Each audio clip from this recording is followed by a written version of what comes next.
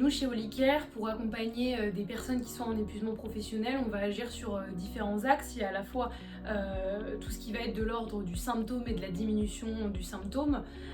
et il va y avoir aussi toute l'autre partie qui est les ressources et les forces que l'individu a déjà en lui mais qu'il n'a pas forcément identifiées. Donc dans tout ce qui va être accompagnement du symptôme, on va travailler notamment sur la prise de recul,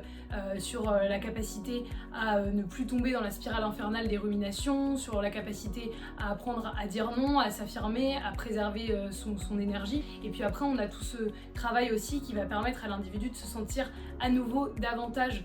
confiant, davantage en contrôle de ce qu'il peut ressentir, de ses pensées, de ses émotions.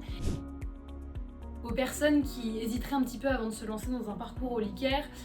moi je leur dirais déjà qu'un parcours Holicare c'est très différent d'une prise en charge classique qu'on peut imaginer. C'est sur quelque chose de co-construit. L'objectif c'est d'être dans un cadre qui soit bienveillant, qui soit respectueux, que la personne n'hésite pas à nous dire ce qui lui parle, ce qui lui parle pas. On travaille avec des outils qui sont scientifiquement prouvés pour que la personne ait des choses actionnables à utiliser dans son quotidien.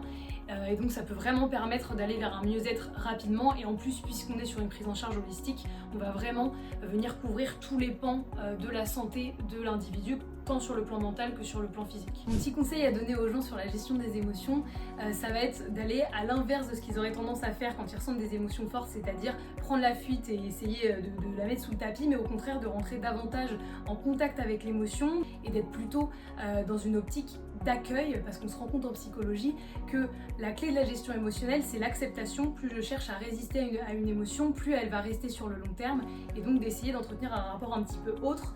d'acceptation, de s'autoriser à ressentir et de pouvoir aussi continuer à faire des choses qui vous font plaisir, peu importe les émotions qui se présentent à vous, et d'essayer d'être à l'écoute du message que l'émotion elle vous renvoie, parce que chaque émotion va renvoyer à une fonction différente. Par exemple, on parle de tristesse, en général la tristesse ça envoie un message de j'ai besoin de réconfort, j'ai besoin de connexion,